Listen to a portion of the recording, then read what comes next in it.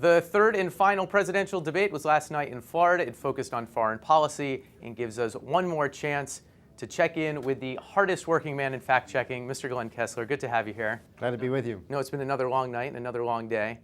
The highlight, the top line takeaway from last night seemed to be this comment from Obama about the bayonets and the horses, and it was set up by Romney's claim about the Navy. What was that all about?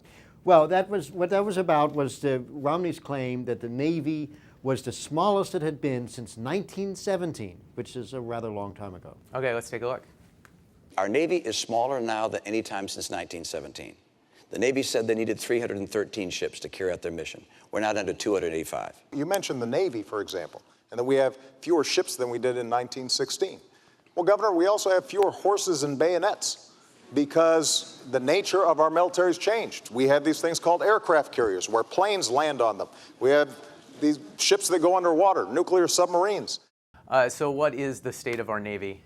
Well, you know, actually, I wrote about this a few weeks ago, and it's almost as if President Obama had read my column, because he was pulling out examples that I had made there, which is that, you know, back in 1917, 1916, you look at the list of ships, and you had, like, gunboats and torpedo boats. Now you have submarines, you have aircraft carriers. So it's really an apples and oranges comparison.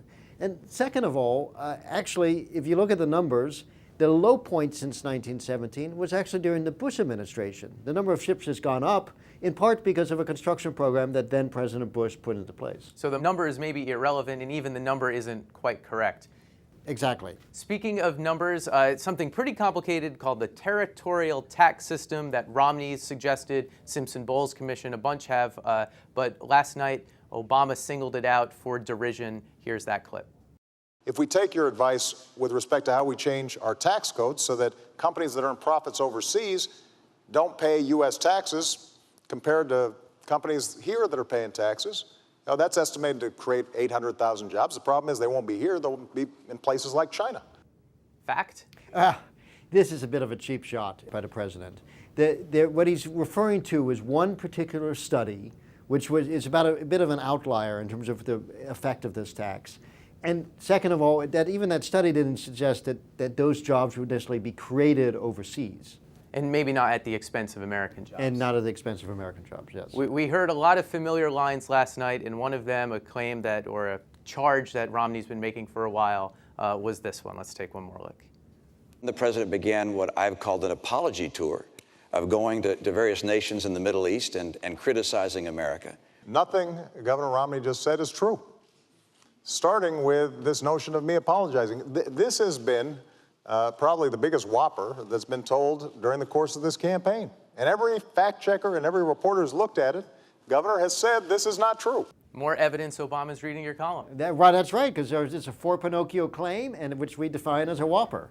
And, you know, notice that Romney said that these were speeches given in the Middle East.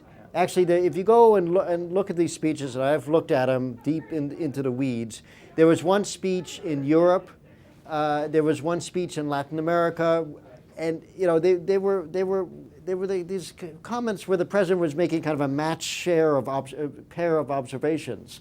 So he was saying, Europeans think about this about America, America thinks this way about Europeans, and let's all try to come together. But it was not, by any definition, an apology. 3 years till the next presidential debate. You must be excited. I can't wait to do nothing for a while. Okay, you've done plenty. Glenn Kessler, thanks a lot. You're welcome.